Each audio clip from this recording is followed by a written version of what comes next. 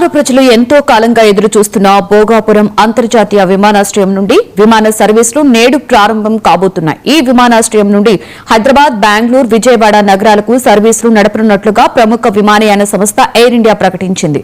ఈ ఆధునిక విమానాశ్రయాన్ని ప్రధాని నరేంద్ర మోదీ ప్రారంభించనుండగా ఆగస్టు 17వ తేదీ నుండి విమాన సర్వీసులు అందుబాటులోకి రాబోతున్నాయి.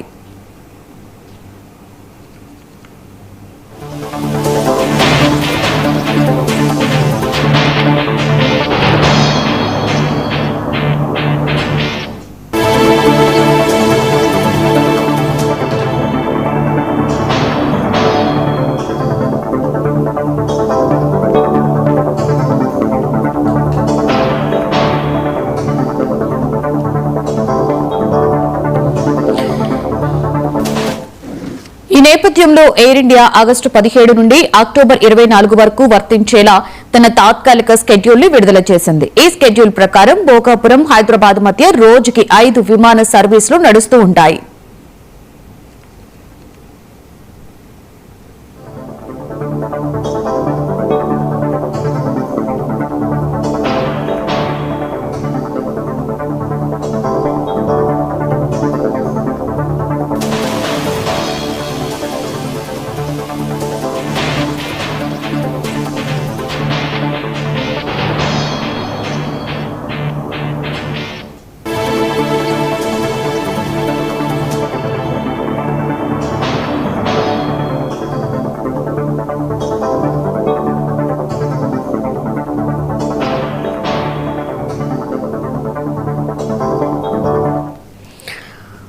అలాగే భోగాపురం, విజయవాడ మధ్య రోజుకి 4 సర్వీసులను, భోగాపురం, బెంగళూరు మధ్య రోజుకి 2 సర్వీసులను నడపనున్నట్లు ఎయిర్ ఇండియా వెల్లడించింది.